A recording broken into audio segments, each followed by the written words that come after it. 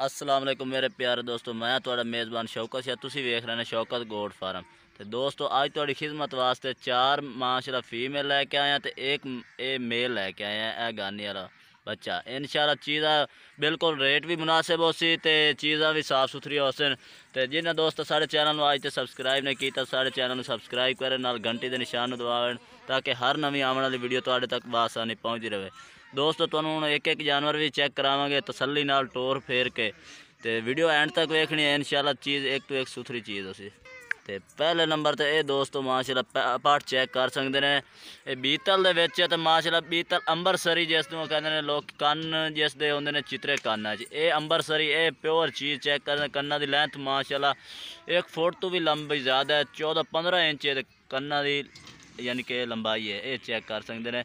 तो माशाल्लाह पठ भी साफ सुथरी, पूछ भी चेक कर सकते हैं, टोर फेर के चेक करा दे भी छड़ दे।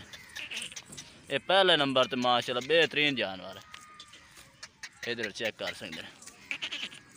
तो दोस्तों आ दूए नंबर तो माशाल्लाह चेक कर सकते हैं नागरे प्रिंट दे विच माशाल्लाह बेहतरीन कन्ना की चौड़ाई भी चेक कर सकते हैं। माशाल्लाह सिंग भी छोटे छोटे। तो ये माशाल्लाह दोन दी पठ यानी कि तैयार पठ है, बकरा लैन नूं तैयार है, यानी कि बकरे दे विच छड्डी जावे तो ब्रीडिंग वास्ते तैयार है। इन्हूं ब्रीडिंग करा सकते हैं।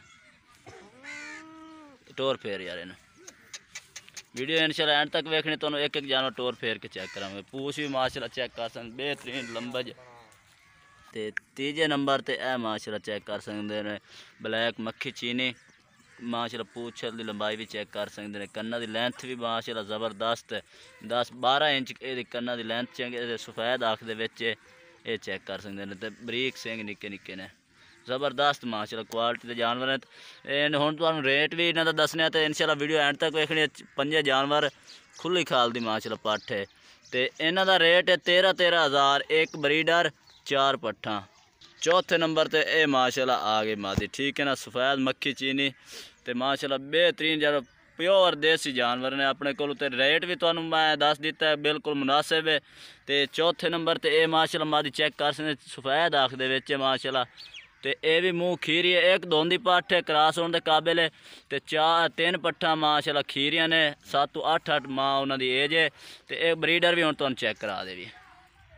ये दोस्तों 5वें नंबर ते ये माशाल्लाह ब्रीडर आ गया, चेक कर सकते हैं सफेद आँख दे विच माशाल्लाह कन्ना की चौड़ाई भी चेक कर सकते हैं। बेहतरीन जानवर है, पूछ की लंबाई भी चेक कर सकते हैं। बेहतरीन जानवर माशाल्लाह सफेद आँख दे विच। ये भी तुहानूं टोर फेर के चेक करा देने, टोर भाई इन्हूं छड़ देना। माशाल्लाह टुरदे फिरदे तंदुरुस्त जानवर इंशाल्लाह तुहानूं शौकत गोट फार्म तो मिल से। तो जिन्हें दोस्तों वीडियो अच्छी लगे लाइक शेयर ज़रूर करें। फिर मिलेंगे एक नई वीडियो के साथ, तब तक के लिए इजाज़त चाहता हूँ। अल्लाह हाफिज़।